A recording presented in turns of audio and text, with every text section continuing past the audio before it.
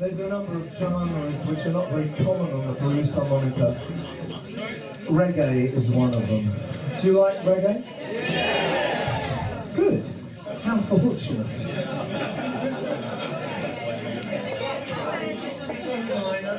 You guys just started off.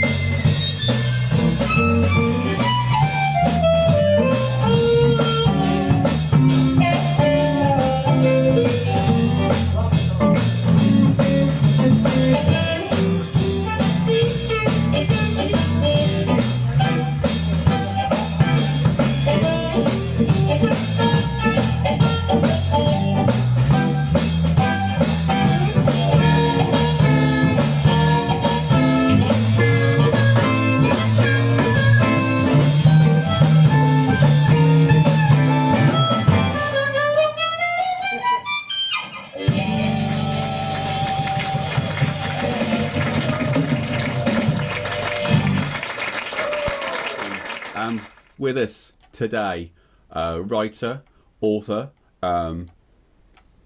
harmonica player extraordinaire. I'm happy to say I've known him for nearly 30 years.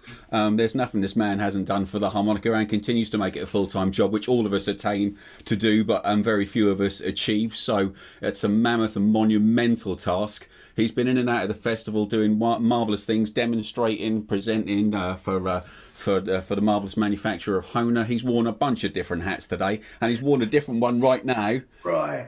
Steve Baker, hello, all the way from near Hamburg, Germany. Thanks for joining us, man. How the hell are you? I'm very well, thanks, Paul, and delighted to be part of this really cool event, and very pleased to see you again as well. Yes, mate. It's been a rather long time. I think the last time we bumped into each other was the 1993 World Championships, quite possibly. In the flesh, yes. Yeah, in the flesh, yes. So, Steve, you're going to be showing us some stuff today with the country tuning, I understand. Is that correct? That's correct. I personally don't like the name. I call it Major Seventh.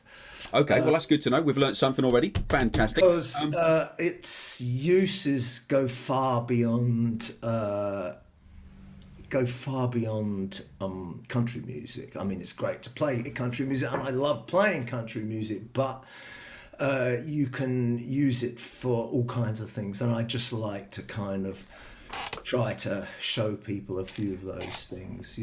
Are you going to be with us going through the show? Because if there's any questions or anything that come in, it will be brilliant if someone will, or you can ask them or whatever. I certainly am, mate. I'm going to give you the floor in a moment, and right. If you need me to share any of those documents that you sent us, just call upon me. And if you say any questions or if any pop up, I shall interject at the appropriate juncture, mate. We'll work it out between us. Does that sound cool? That sounds brilliant. Yeah. All right. Well, if you're ready, I'll give you the floor, mate. Over to you, Mr. Steve Baker. Thank you very much. I'm just replying to Ricardo, who's going to bring me some sweets from Hong Kong the next time he comes over. Thanks, Ricardo. That will be brilliant. Okay. The tuning that I'd like to talk to you about is the simplest sort of modification of standard Richter harmonica tuning for the diatonic harp that there is, because you only need to change one note. Paul, would you put up the diagram 1, please? I certainly shall. Bear with me. This is basically, it's a C harp where, can we make that a bit bigger, do you think? Is that possible? Look at that. It does appear to be conceivable, yes. If you look at this, you will see that in the draw notes, the 5th draw note, where on a standard tuning you would have an F, you have an F sharp, and this changes the whole ball game.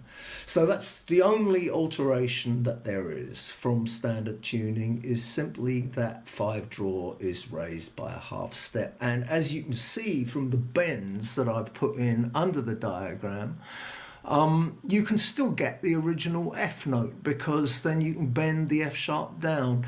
So actually you lose nothing and can only gain. So the thing is, why would anyone want to do this?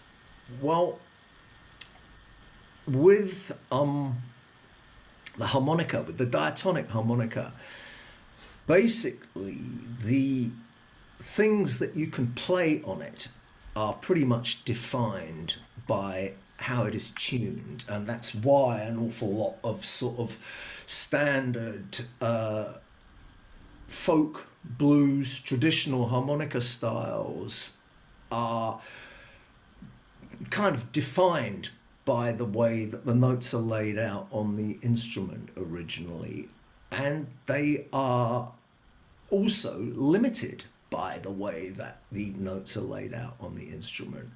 There's a lot of people who over the last decades have learnt the overblow technique pioneered by Howard Levy and other people, which enables you to play the missing notes, but they're not in chords, they're single notes. And so that is something where if you're into playing chordally which I certainly am, as you possibly noticed from the reggae that ran before, then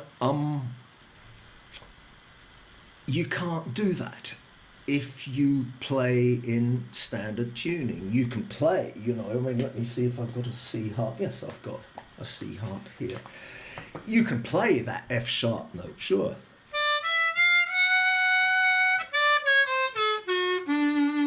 But it's a single note. It's not part of a chord. And so that's something which for me was very much a decisive reason to start playing alternate tunings.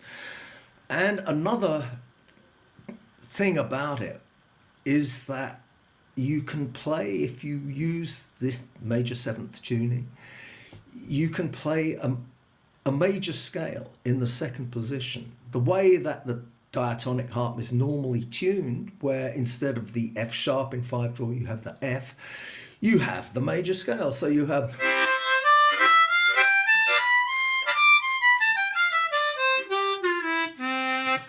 in the first position, you've got a major scale. That's lovely, you can play all the notes, but you haven't got bends on the key notes of the tonic chord because they're middle blow notes, so you can't really, you know, modulate them at all. In my lengthy career as a musician, I did, especially in the 80s and 90s in Hamburg, an awful lot of studio work for all kinds of people. I played for people like James Last, or there's a huge Euro pop star called Dieter Bohlen who's had, you know, massive worldwide hits, and I played on quite a lot of his records. Horrible music, but it was almost always songs in major keys, because outside of the blues, an awful lot of music is in major keys or minor keys parallel to those major keys, and it was impossible to get the sounds that these people wanted to hear from a standard tuned diatonic, because in the second position they want the bends, I'd say, oh, I want to hear it wail, right? But they don't just want to hear, they want to hear a major scale.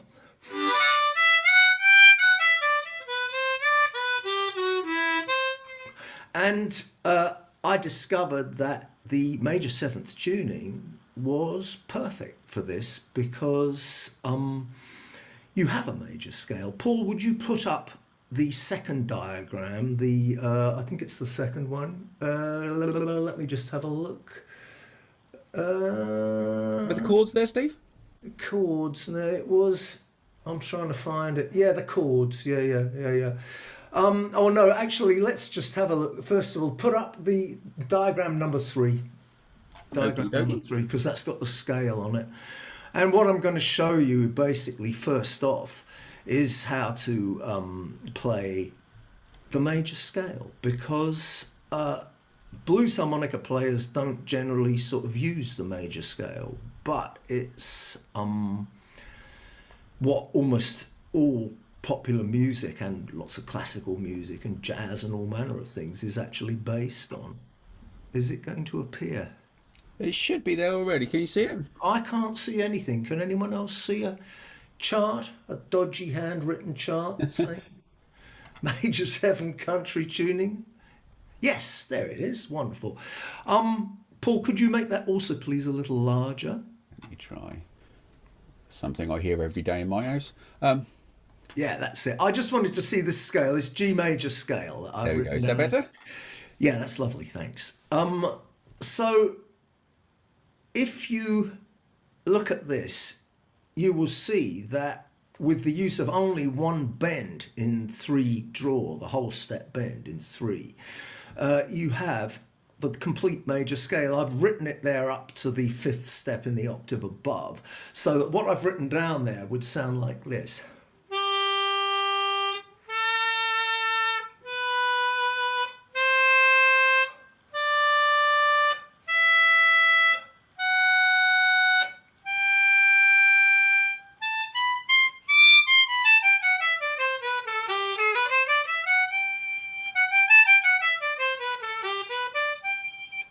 And so, as you can hear, you've got the classic major key tonality, but you've got the bends in especially 2, 3, 4, and 5, and 6 as well, draw. So you can make sounds which are nothing like first position harmonica, even though they're using the same physical notes, because you can bend the chord notes you've actually got on the major 7th tuned harp. This beautiful draw chord. That is a G major 7th chord. And so that is your tonic chord when you're playing in second position. And everything revolves around that. So what you have to do as a first step is to try to familiarize yourself with the scale. If any of you have actually gone to the trouble of obtaining a country tuned major 7th tuned harmonica, I would suggest that you try playing the scale like I just did, but let's say that we'll do it up to the 9th degree, that is the A in 6 draw, and then go back down again, because that is in any case the best way to practice 8-note scales, is to play 8 up and 8 down. So you got to the 9th degree, you go like,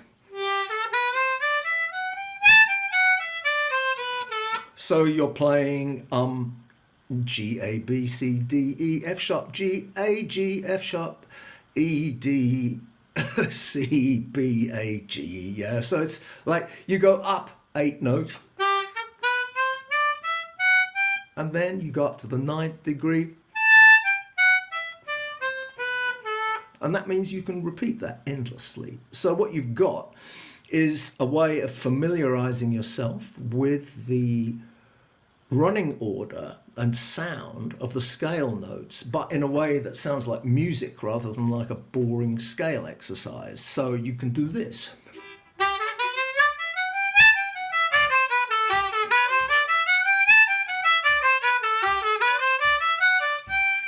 And you've got then something which is much more fun to do, and it enables you to gain familiarity with the actual scale, because these are the notes that you're going to be using if you want to play melodies. So it's of invaluable use to find out where they are so that you know where you're going.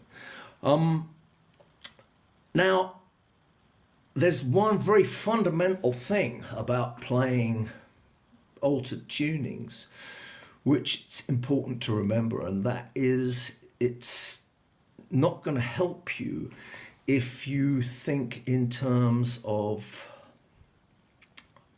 muscle patterns, patterns of movement, physical patterns of movement. If you're used to the idea that of you can make bluesy phrases in second position, like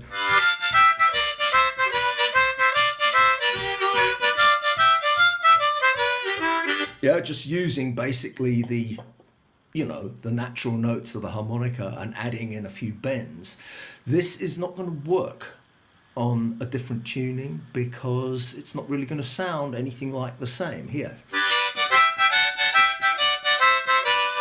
It's nice if you're going to be playing some kind of music like maybe, south of the border down Mexico way. So.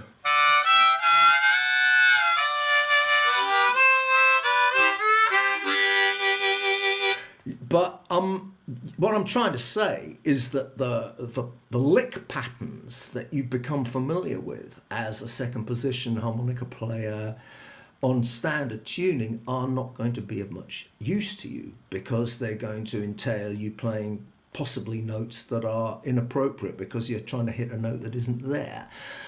You can't go like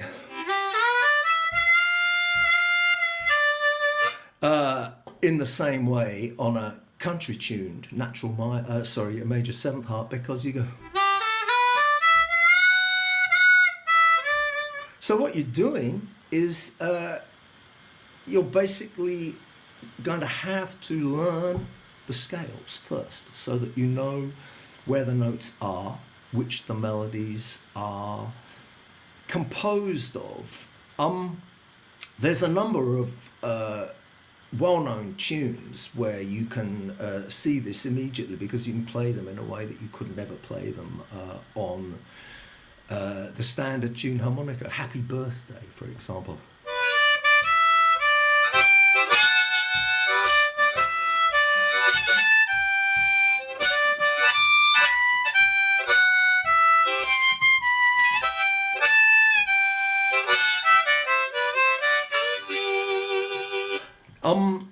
Or the national anthem.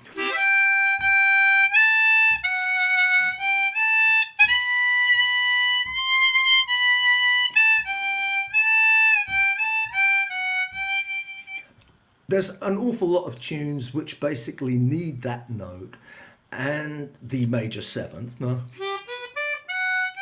a half step below the octave note in second position, and which, as I say, would never sound like that if you didn't have the possibility of bending the chord notes. And so due to the fact that I was playing these sessions for people who knew nothing about the harmonica, but had very clear ideas of the sounds they wanted to hear on their productions, I realized that that was easily the best way to go. And I think probably of all the sessions that I've recorded of that nature, I probably used the major seventh tuning on at least 40% of them, might be more, because a producer, a commercial pop producer, doesn't give a shit how the harmonica works. He couldn't care less. And he doesn't want to know. He just wants you to make a sound that he wants to hear. And if that sound is like,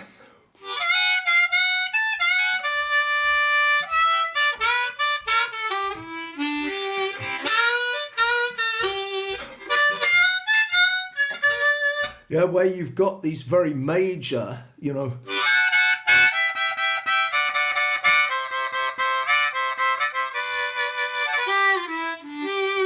these very majory sounding cadences, but they want the sounds of wailing bends.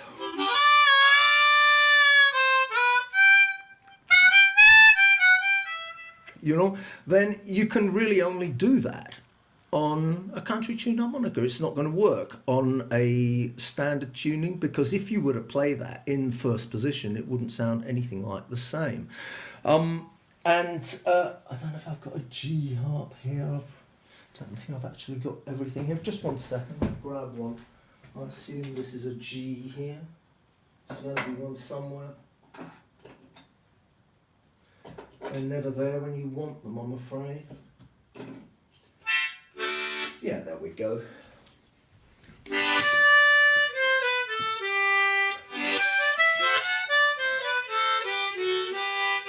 That is first position on a G harp.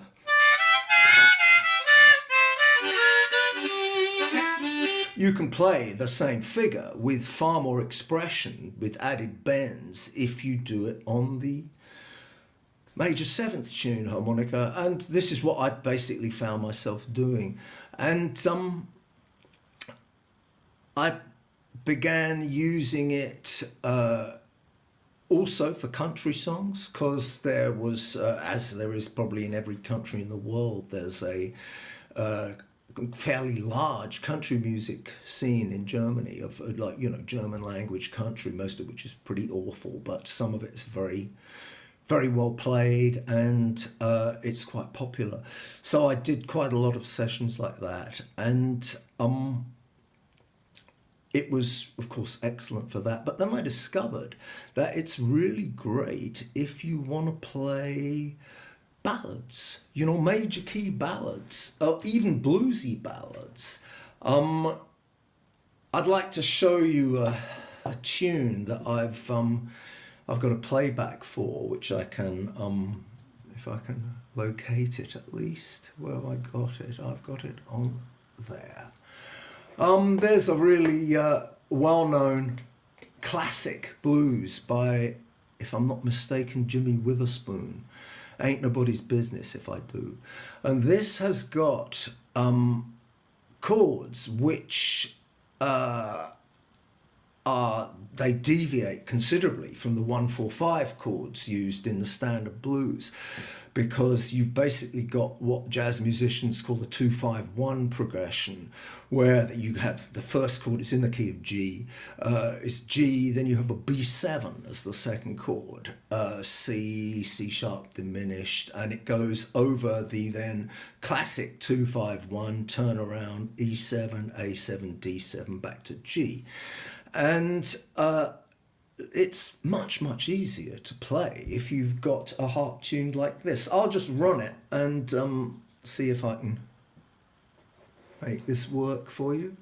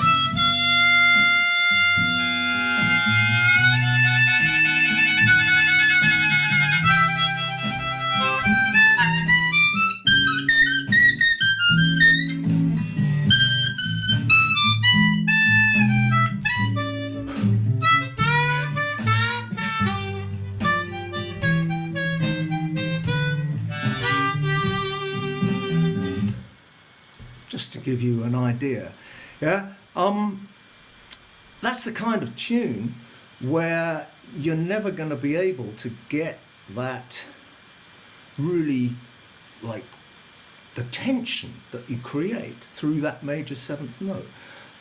This is very similar to what Mickey Raphael was talking about the other day, talking about playing Georgia on My Mind. That's exactly what he does there, yeah?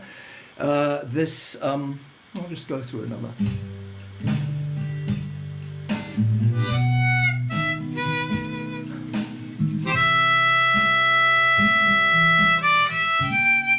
Now,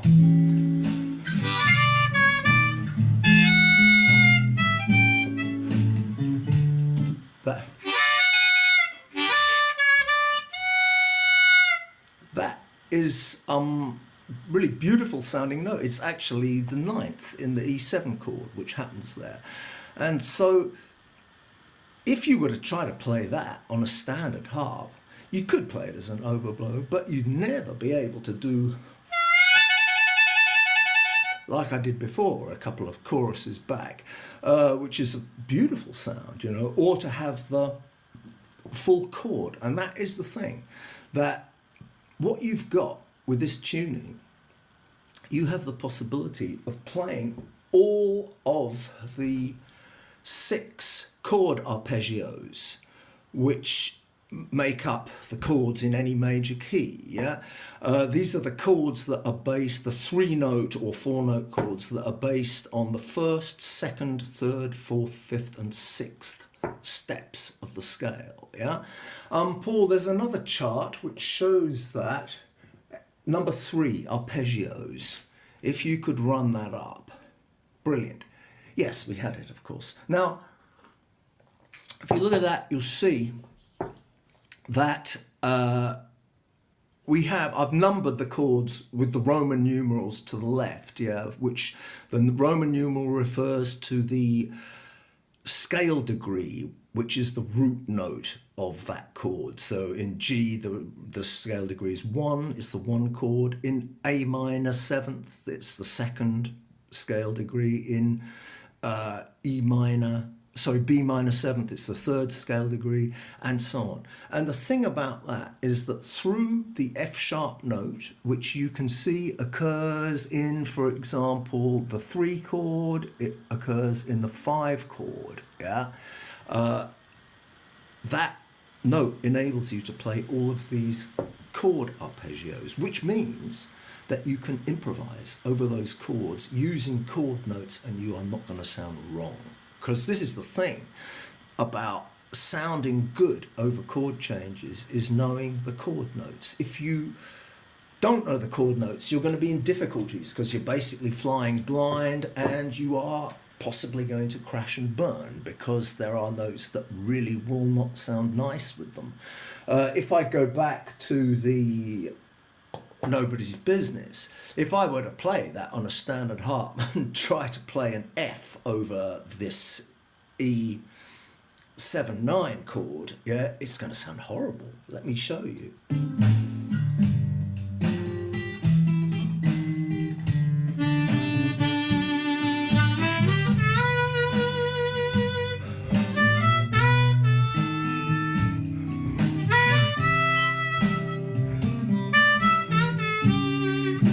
Up.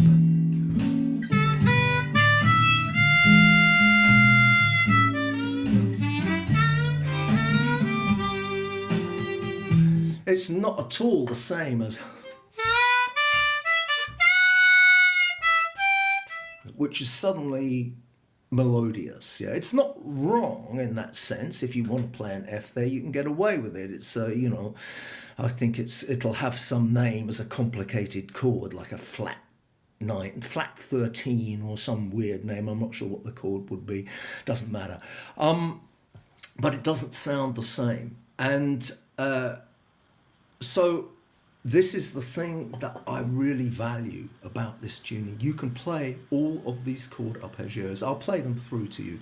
This is G major. Of course, you can go on up.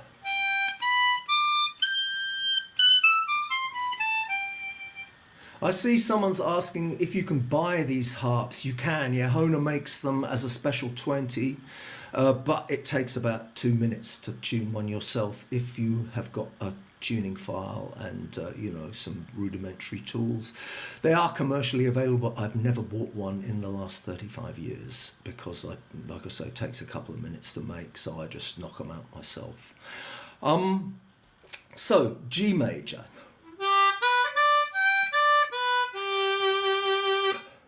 A minor seventh.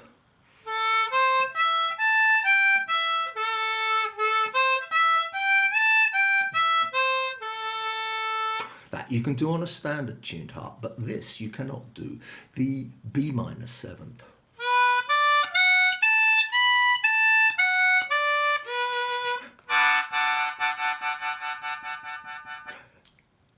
A big addition to your palette. If you kind of like to look at it as how a painter looks at his palette of colors, you know, that is a color that you don't have on standard tuned harmonica. Then the C chord, same as on a standard harp. Now, the 5 chord, the D chord, this is crucial. This is very, very central to using this tuning.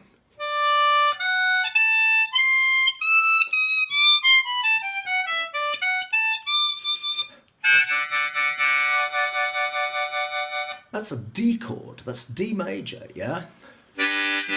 So what that means is you've got the tonic, you've got the subdominant, and you've got the dominant. As 3-note chords, this is invaluable, because what it means is that if you're playing a tune where the dominant chord is really got a major third in it, not like a blues dominant 7th chord, where the soloist will often ignore the major third. In music that's not blues, you've got to have that major third in the 5 chord, and here you've got it. Then of course you have also the 6 chord.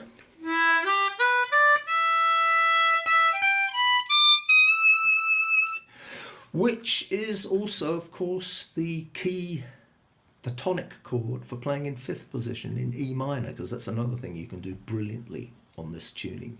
It's basically made in the key of C for playing in G major in second position and for playing in E minor in fifth position, or for tunes that mix both of these tonalities together, which an awful lot of popular music does. I mean, if you just think of something like, let's say, Heart of Gold by Neil Young, or The River by Springsteen, or virtually any kind of song in this type of genre, it's very, very common for a song in G to also modulate through the chords of E minor. So you've got...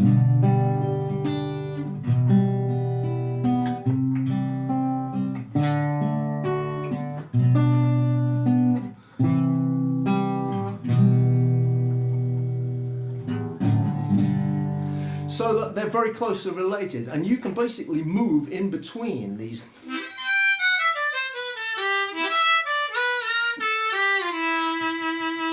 to E minor.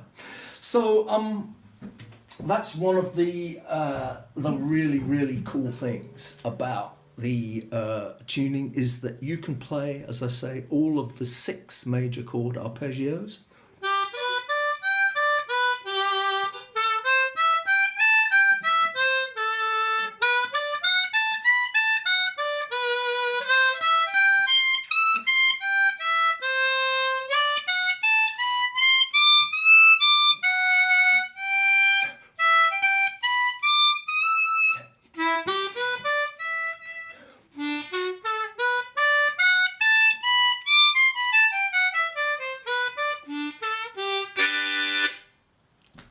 And that's why I like it for ballads and stuff like that, because it means that it's much, much easier to play tunefully, to play things which are actually harmonizing with the chord sequence, and to play, to avoid wrong notes. Because one of the things I can tell you that I've really learned as a musician, who I've spent my whole life jumping into situations where I didn't know what the person was going to play, and was going to be simply, you know, diving into the deep end. And if you know how to avoid wrong notes, and if you can hear chord changes, this is very helpful. This is a bit of very valuable ear training, is to recognize these 6 chords in any key, because they're the same in any key.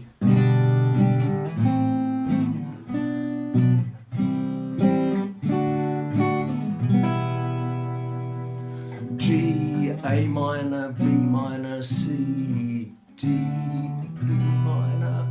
If you can recognize those chords, so that when you hear a chord sequence, your ear just says, oh yeah, 1, the 1 chord, 5, the 5 chord, 6, 4, whatever, you know, then this really is extremely helpful when trying to play along with it.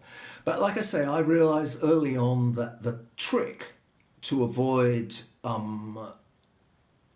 becoming a nasty cropper is to avoid wrong notes. And this tuning in these kind of major key songs, which maybe use the parallel minor chords,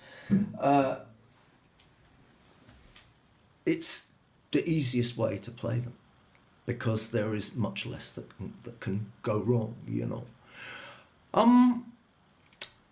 So is there any, can this be used in just tuning? Someone is asking. It's a bit weird, not really, yes and no. You know, I think a lot of stuff that's talked about tuning is sometimes very speculative, because it's not really...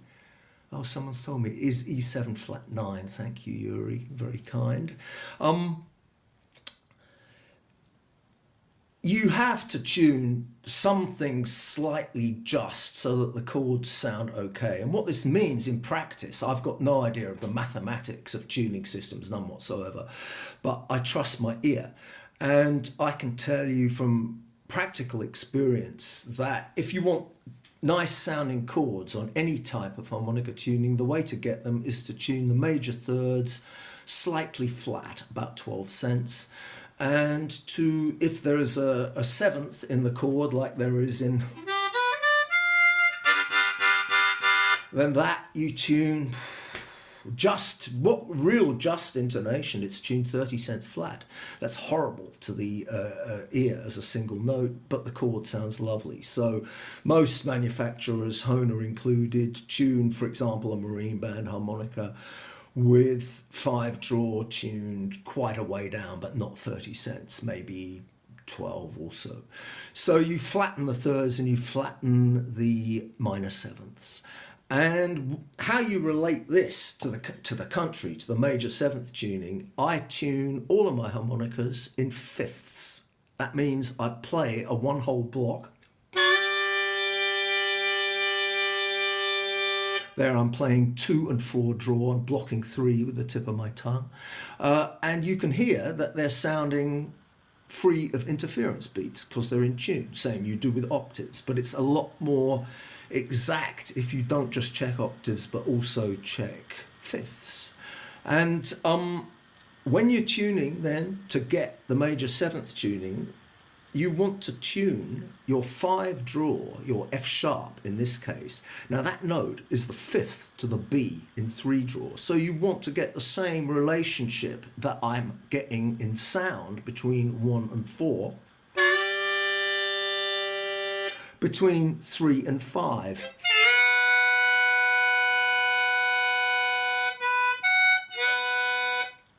The way you do this, if you're tuning fifths, you want to tune the fifth about 2 cents sharp to the root. And this is actually part of just intonation. That's how, if you tune, what originally when harmonicas were first made, they used to tune them not to a master tuning plate like you maybe saw in the Hohner factory video. They used to have a bell. I've seen this in the factory in the old days. They had this. They had a tubular steel bell and you bang it, and that would resonate with the root note of the reed plate that was being tuned, and they would tune all of the notes so that they sounded without interference beats together with that. And that entails fifths being about 2 cents sharp on the root, same as it entails major thirds being about 13 cents flat and minor sevenths being about 30 cents flat. Only that kind of, I don't like the term just intonation. I call it natural harmonic tuning. This is the music of the spheres. This is how God tuned the universe.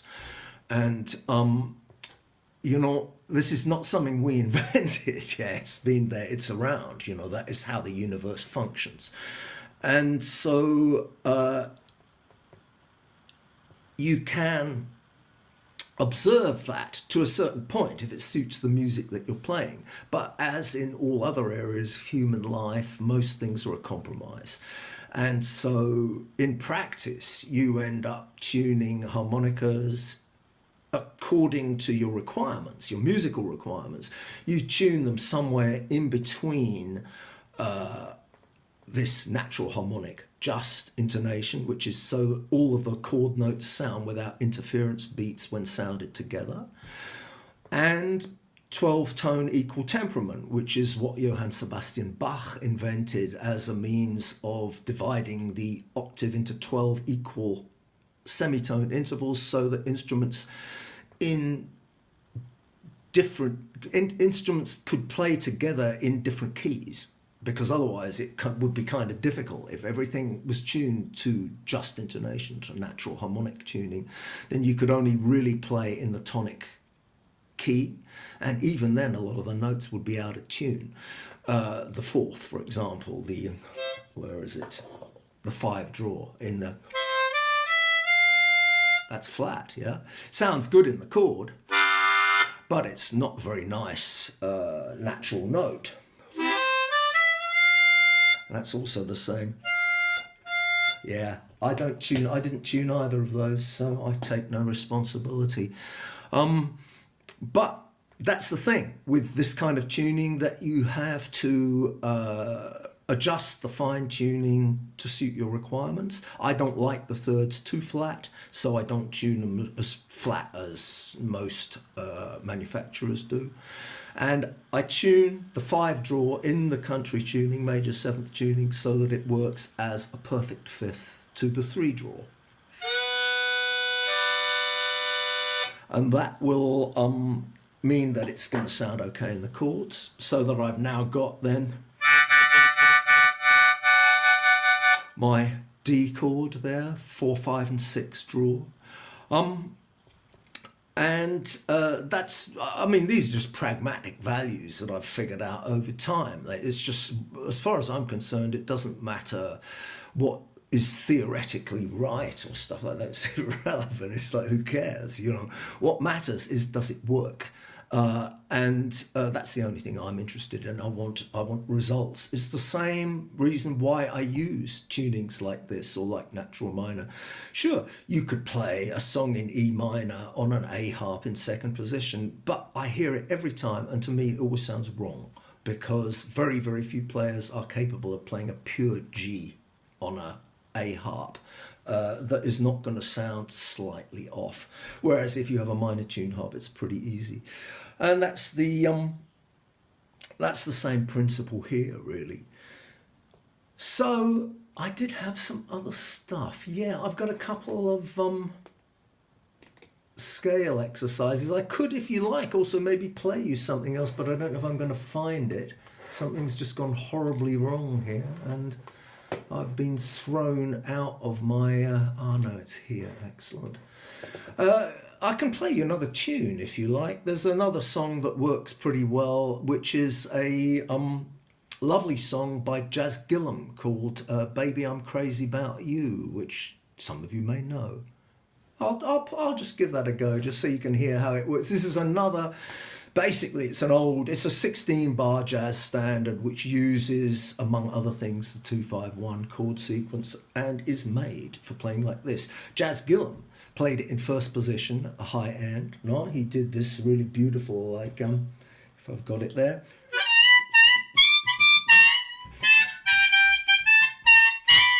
But I'm going to play it in 2nd position, an octave lower, and use the delightful major 7th to full advantage, I hope, if I can make it work.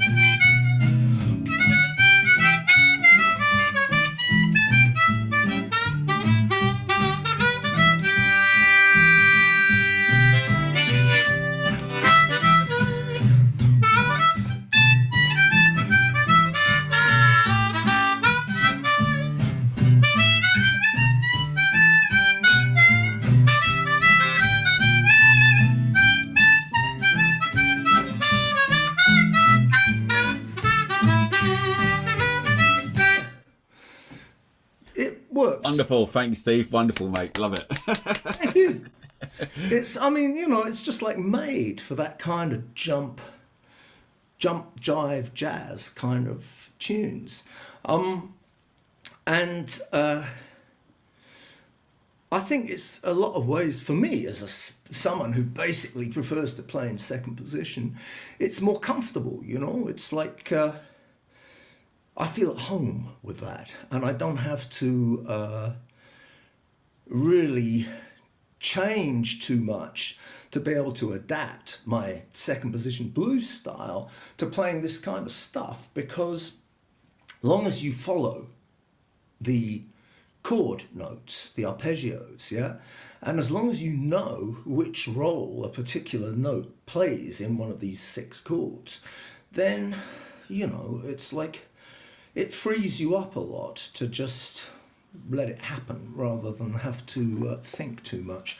Because I'm not too sure that genuine improvisation and really like playing in the moment and just making things happen out of that moment has much to do with thought. I think that it's not really an intellectual process, you know, it's more of an emotional reactive process which you can kind of in the back of your mind, you know, you can steer it, maybe you can plan ahead a little bit and think, oh, that would be cool, you know, but actually an awful lot of it is that familiarity with the notes, with the scales, with the chord notes, allows you to simply make note choices which are going to be valid.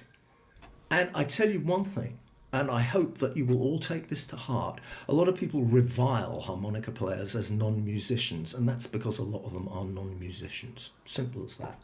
If you want to be treated like a musician, you need to become one. And that means you need to learn the nuts and bolts of music, how it works. It means you need to know scales. It means you need to know how chords work. I thought that was very interesting when on Paul's show yesterday. It is of huge value to him as a musician that he can play guitar, keys, other instruments, you know. I'm not a very good guitar player, but I learnt harmony from playing the guitar, and I write on the guitar. So that's, you know, and I've had the enormous privilege of playing with some fantastic guitar players. But that is something which will really, really help you to become a better musician, is to learn how music works. You don't have to learn to read, it's not necessary, you know. The whole American studio musicians, some of them, about probably half of the real cracks, are sight readers. The rest, they use the Nashville numbers system, which Charlie McCoy will be able to tell you about at great length. Or Mickey will know that. All of these guys all use the Nashville numbers system, which is numbering the notes of the scale from 1 to 8 and numbering the chords according to the scale degree that they start on. It's, you know, it's pretty straightforward, and you don't need to study music or anything like that to familiarize yourself with these things. So I can only recommend, you know, take the time, learn to play, even if only on a very rudimentary level, chords, like on a keyboard. You can get a cheap keyboard. You know, you can probably get one used on eBay for 20 quid. And you can pick out chords on it and then figure out where those chords are on your harmonica. That's what I did. That's how I learnt. I learnt parallel guitar and harmonica, and I was playing songs and then trying to find the chord notes on the harp. And I learnt to do this early on by doing both at the same time, not playing in a rack. I've never played in a rack, but you know, trying to locate the notes of the chords on another instrument, a chord instrument, and then when you know that, then you know what notes you can play over those chords. I mean, it's like, it's pretty easy, really, the theory of it. So yeah, I've digressed a little bit, but never mind. Paul, Steve, I have some questions, if that's any good at all. Okay. Let me see. Well, I've got some from the floor. First question, way back, just after we. Oh yeah, chin chin. Good for you, mate. Nice one. I'm going to get me a beer after this, definitely. Yeah, so someone asked about the video that we were playing before, and I'm sure I know the answer to this, but for the people out there and for the person that asked the question, what tuning were you using in that video we played earlier? That was a natural minor harp in A. I have also, by the way, just released a studio version of that tune, One Drop Blues, on my last album. You can find it, well, I mean, if you're You can find it on Spotify, but I'd rather you didn't, you know. Yeah, we don't need. You don't need 1/10 of a pence, do you? Let's face it. Not You know what I mean? really, but it is there, and there's a great version. It's a great sort of dub version of One Drop Blues there, and also in the same key, E minor, a natural. Basically, it's an A harp tuned minor. Cracking, mate. What's your favourite tuning? I know you're loving the country tuning at the moment. What's your favourite tuning? Do you keep going back to Richter all the time, or do you have a? Yeah. Yeah, I used to play a lot on the SBS tuning, which was a tuning which I thought up, no doubt parallel to some other people. But Mate, that album with you did with Abby Wallenstein back in the day in the '90s that really features that heavy and with the tone you had, that big fat tone as well, those low harps. Yeah. And you start this riff at one end, and then do that through the middle, and it was like rising up as a young. That blew my mind, I have to say. I'm flattered. I must say I've left all that behind me now. I play much simpler and much less than I used to, and I'm not really into a lot of notes anymore. So I see it the same as Mickey. I'm not really interested in virtuosity. It's virtuosity is something. Isn't that in itself virtuosity? I think knowing when not to play. You know, your note choice on the album you did with Chris Jones, Smoke and Noise. The note choice on some of those is just absolutely spot on, and that to me is virtuosity. The maturity to know what to and when not to play. Do you not think? Oh yes, I totally agree with you. I think that it's a lengthy process, and most musicians go through it over their whole lives. And I've seen it with a lot of people. I mean, if I think of, like just in the world of harmonica players, if I think of someone like Jason Ritchie, who's a fantastic harmonica player and, you know, wonderful guy. Jason used to be, for me, too much of a widdly diddly merchant. But later on, he realized, I think, that there was a lot to be said for sparseness, and I've heard later recordings of his where he's been far more sparse. I had a conversation with him about it, and he was, saying, you can't say that the desert's better than the jungle. And I said, no. But I said, look, Jason, when I started playing, I spent the first 15 years trying to play loud and fast. And since then, I've spent the last 30 trying to slow it down, play less, and make more sense. And he said, I've been playing about 15 years. Yeah. Do you know what I mean? Coming up for 33 years myself, and I have to say exactly the same. I don't know if you caught any of it. I'd be very, I'd be amazed if you did. But my friend Danny R and I is a songwriter. Yeah, I saw that. Yeah. Oh, thanks, man. And I hope you noticed that it was more like, just like you say, laying back. I mean, I'm trying to get there. I'll hopefully get there. But it was more about, it is a subject that keeps coming up. Seems to be quite a concurrent theme for this weekend. What the song needs and nothing else. The song is king. It's all about songs, and something that I realised a lot, because I mean I've started a new career in the last 3 or 4 years as a singer-songwriter, because I've always written songs. I've now released 2 albums of my own songs. The Perfect Getaway was the first one, and The Great Divide, which I brought out with brilliant timing on the 20th of March last year. So I've sold about sort of 3. Oh, mate. But one thing I really have never really done in the last years, and certainly not with these records, is write harmonica tunes. I use harmonica on songs in the service of the song, but I certainly don't write songs around the harmonica. I don't really see any point in doing that. No, for sure. I mean, people are asking. I mean, I want to pursue this. I mean, for a man who's had such an illustrious and huge career. I mean, now you've been a singer-songwriter. You wrote a book back in the 90s, the Harp Handbook, which is now called the Bible of the Harmonica. And I've got to say, we had no internet back then, and a lot of people might find that, I don't know what the age range is here, but find that insane that all of a sudden there was this book that had everything we'd always wanted to know. When we were asking mates and talking to Steve Weston last night, he says, well, you just didn't know until the Americans come over and said, stick your tongue on it. And then there's this book that tells you can, and it's got a bunch of exercises to learn with it as well, and a whole bunch of like suggestions for people you can listen to. It's everything. So you wrote this massive book, you were releasing albums. How the heck do you get a job as the technical advisor to the biggest harmonica manufacturer in the world as well, And now you're going to be a singer-songwriter. What a career. I invented it, the idea. Actually, I owe the job with Hohner to Lee Oscar, because I started working for them in the mid-'80s, playing on the Music Messe in Frankfurt. And I was there the second time in '87 and ran into Lee. It was the first time I met him. And he told me his story. And he said, you know, Hohner should learn to value people like you. They need them. And this got me thinking, and I put together a consultancy concept and pitched it to them. And they took me up on it. Fabulous. And here we are. And you've been involved in such, you know, lately a lot of innovation has seemed to come out. I was away from the harmonica for a long while. You had a lot of stuff happen. But I come back and there's the Thunderbird, there's the crossover, there's a whole progressive range. Someone's asking about, is there any rebranding of the Golden Melody as well? I'll come to that. I'd just like to say one thing. For me, the main point of my life's work, working for the Hohner Company, has been to save the Marine Band.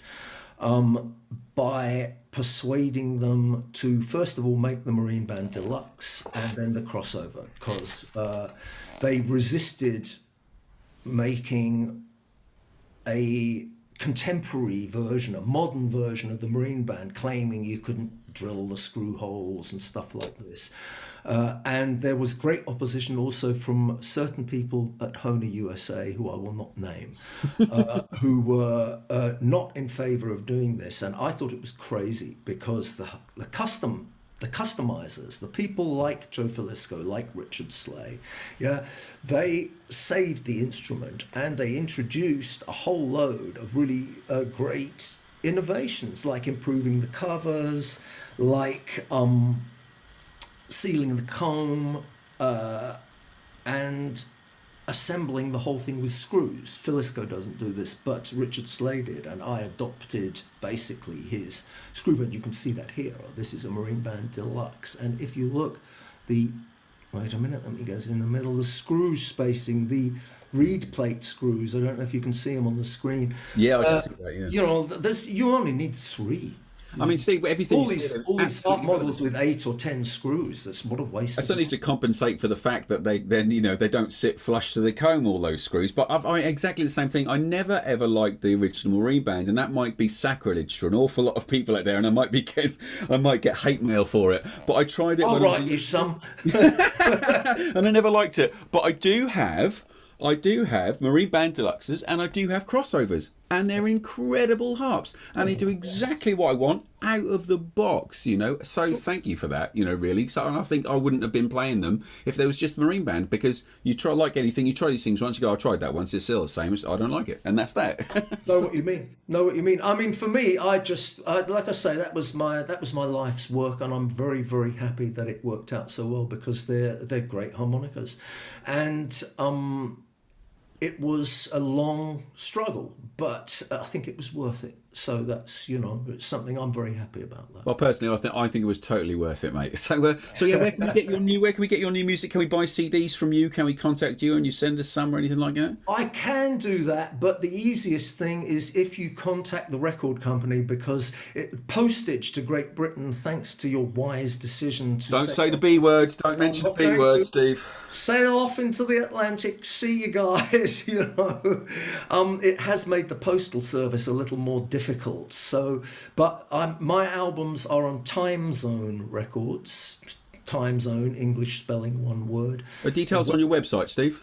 I've got it on the website, I believe so. The albums are on there. But the easiest thing is go to their website, because I don't have an online shop. But they do, and they are very efficient, very good, and they will send you anything you want. I have 2 albums on that label, like I say, Perfect Getaway and The Great Divide, both of which I'm very proud. Well, I've been following you on social media, mate, and you've got a couple of tracks from Great Divide up, and yeah, mate, brilliant stuff. Thank you again, excellent, inspirational, I'm and you know, original, and it's tough to be original, and you know, in any form of music, not just harmonica, and I think you manage to do it every time, as far as I'm concerned, mate. You always bring something new to it. You know, I'm a big fan, so as you might tell. It's good to have one. Mate, if you ever feel down or need a boost up, you just ring me up. I'll do that. Thanks, Paul. That's very kind. I think Ben Reese has put a link to the Time Zone Records website in our chat. I see it. Yes, anybody that's can have a look at perfect. that. We're Yes, a bit on the thank ball, you, mate. Ben. Because they have a great online shop. It looks right to me. Just click on it, you'll be fine. Like I say, you can find my records on, if you put Steve Baker in, you'll find it. And they cost more from me, so it's better to buy them there, you know.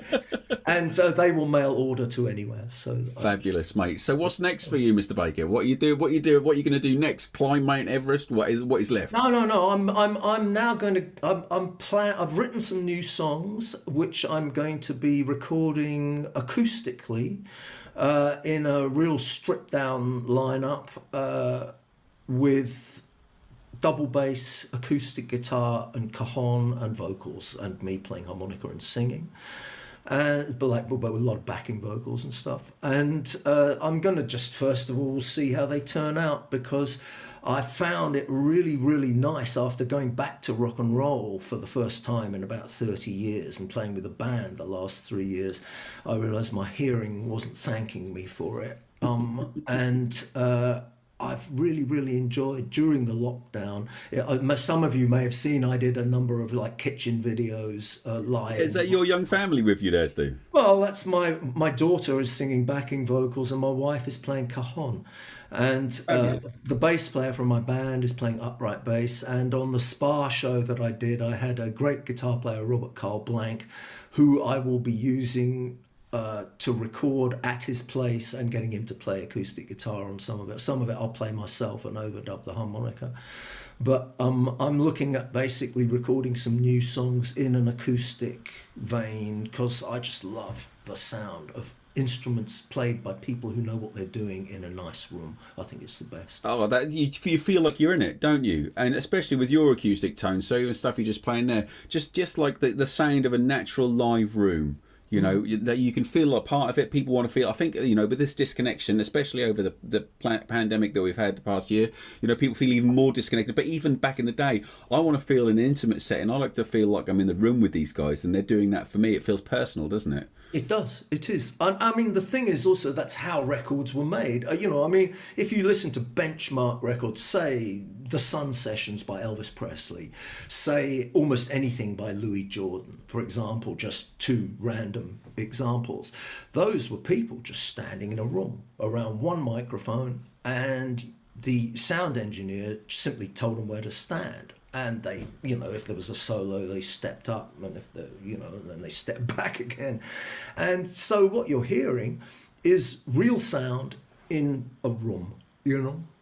Yeah. I see there's a question here which I will have to answer. Any news about Hohner Masterclass this year? If you mean the Harmonica Masters workshops, which I know that many of the people in this audience have visited, we will be putting on the next Harmonica Masters workshops in Trossingen, Germany and I'm just going to have to scroll to get the dates. They are going to be at Whitsun 2022 from the 15th to the 19th of June 2022 in Trossingen. I'm going to save up, Steve, and come and annoy you, definitely, man. Come along, we'd be glad to see you. You've been there before, you know. Yes, a long time ago. It's probably moles everywhere. It's probably changed. It's probably like not that much. The future. It's gotten a bit more friendly to outsiders now. It was pretty dire in those days, but it's become almost cosmopolitan now. You know? I mean, the first time I went was to a pub when I was about 17, and I don't know if you know much about where I'm from, but it's a bit sparsely put. It's a bit of a one-horse town by the sea. It's quite run down, and all of a sudden I'm in Germany, and we went to a pub, the Alte Krug. The Alte Krug, yeah. Is it still there? Giacomo. Yeah, but it's not owned by Giacomo anymore. It's he's actually retiring now, but it's still there. There's places, you know, we find places to play. What they have now, which is very cool, is the Kesselhaus, which used to be the power station on the factory site. And now it's a sort of industrial monument, and there we put on concerts and stuff, and we have classes. I have a great lineup. Marcus Cole will be there next year, Dave Barrett will be coming back. Joe Falisco will be there. I will be there. And who have I forgotten? Joel Anderson from Sweden, a wonderful Irish player. Yes, I've seen him on social media. Yeah, fabulous. And one of the best custom harmonica builders also, certainly in Europe. Those things and Marko Jovanovic will also be doing it. So we've got a great lineup, you know. We may be putting on the World Harmonica Festival in November, but that depends on how the vaccination program goes. And yeah, for sure, everything's on hold at the minute. Look, Steve, we're gone past our time, I'm afraid, mate, and I could talk to you all day. I really wish I had. Are you going to hang out with us in the bar for a little while? I'll pop into the bar, yes. You're a legend. I mean, thank you so much for everything you shared with today. You know, just been so generous with everything. Can everybody in the audience please give Steve a hand? Put your hands in the air and give him a round of applause, please. Thank you very much. Thank you. We're going to play another little tiny video of when you came to join us for Harpin by C 2016. And if I can get the thumbs up from our man in the audio-visual room, then we're ready to go. Thanks again. Really can't thank you enough, man. It's great. Thanks, everybody. It's been great to be here for you, and I hope you're going to enjoy the rest of this brilliant event. Thanks to the team for making it possible, because that's really brightened up my weekend, and I'm sure it's brightened up yours as well. Bless you, buddy. Thanks very much. Russ, run VT.